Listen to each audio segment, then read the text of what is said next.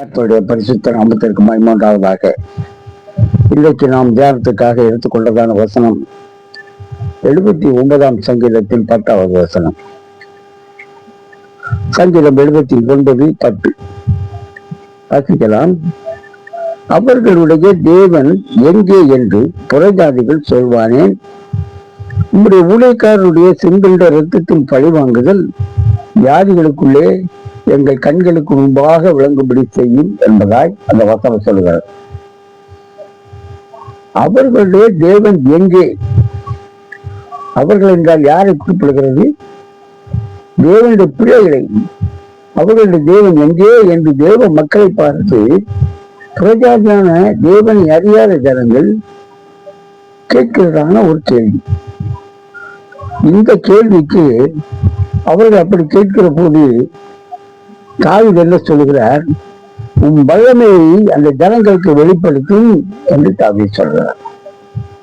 உங்களுடைய வல்லமையை அவர்களுக்கு வெளிப்படுத்தும் ஆண்டவரே, உன் தேவன் எங்கே என்று கேட்கிறார் அந்த ஜனங்களுக்கு என்று சொல்கிறார்.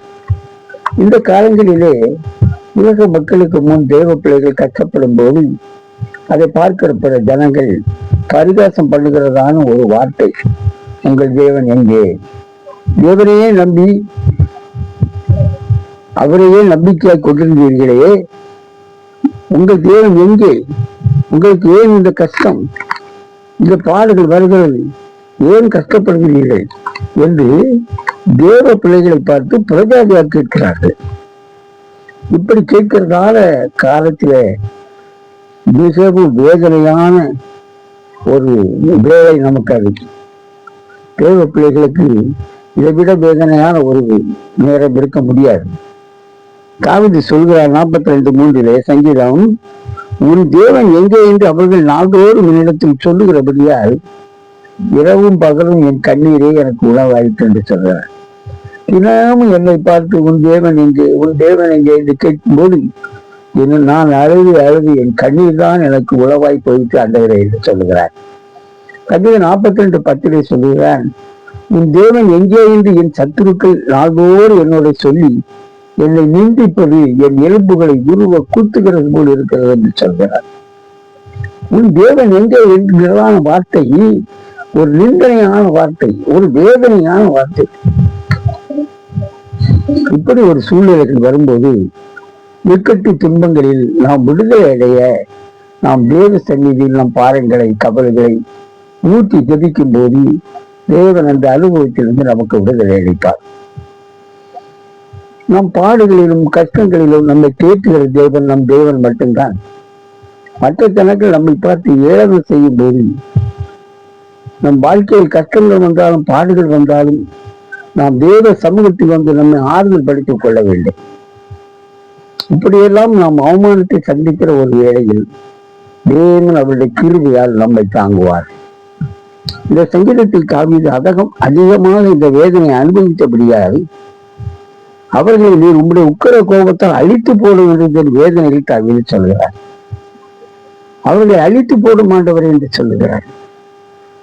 இதே போல் சூழ்நிலைகள் வரும்போது நாமும் கூட சில நேரங்களில் இந்த கடினமான வார்த்தையை தேவனிடத்தில் சொல்வதில்லை.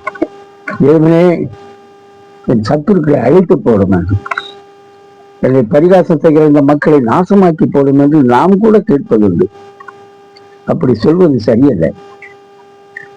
புதிய ஏற்பாட்டு காலத்தில் ஜீவிக்கிறதான நாம், தேவை பிள்ளைகளாகிய நாம், தேவனையே அவர்களையும் ரட்சியும் என்றுதான் தேவனை வேண்டிக் கொள்ள வேண்டும். நான் ஒரு நாள் செல்லில் ஒரு நியூஸ் பார்த்தேன். அதுல ஒரு விசுவாசியான அம்மா ஜபிக்கிறார்கள்.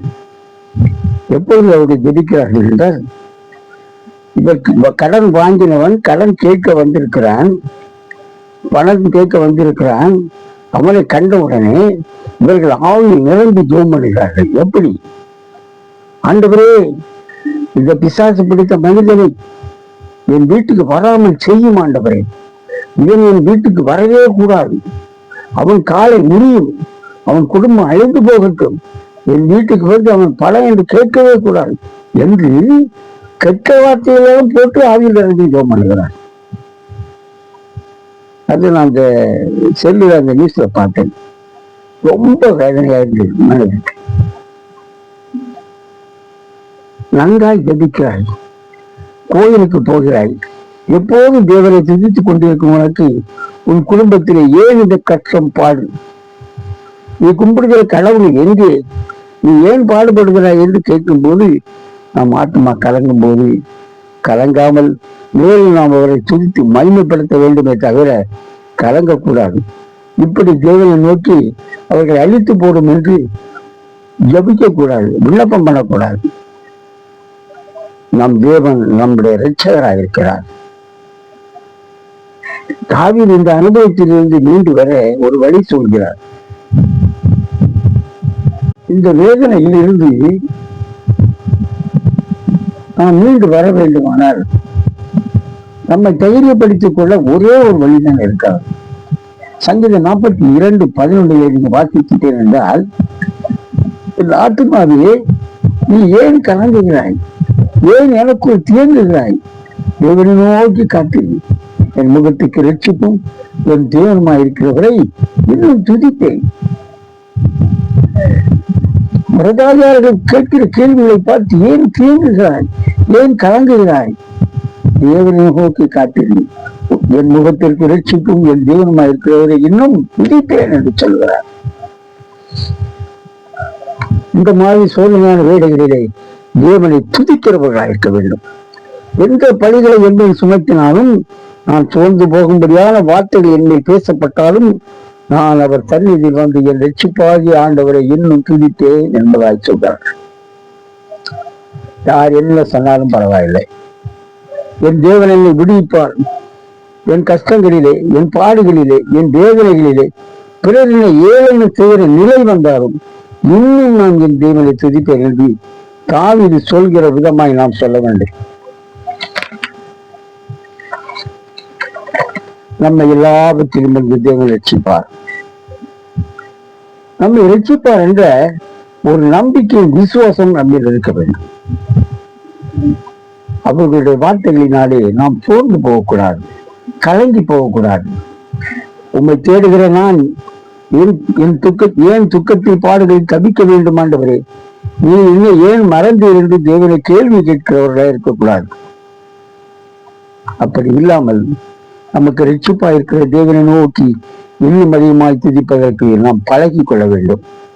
தேவன் நம்மை கைவிட மாட்டார் என்ற நம்பிக்கையும் விசுவாசமும் நம்மிடம் இருந்தால் நாம் எப்போதும் அவரை துதிக்கிறவர்களாய் மாறுவோம். பிரியமானவர்களே, பிறர் நம்மை ஈடனம் செய்யும் அளவிற்கு நாம் கஷ்டப்பட சூழ்நிலை வந்தாலும் தேவனையே துதிக்கிறவர்களாய் இருக்க அவரின் விசுவாசத்தை நம்பிக்கை தேவன் நமக்கு தருவாராக. ஆமென். அல்லேலூயா.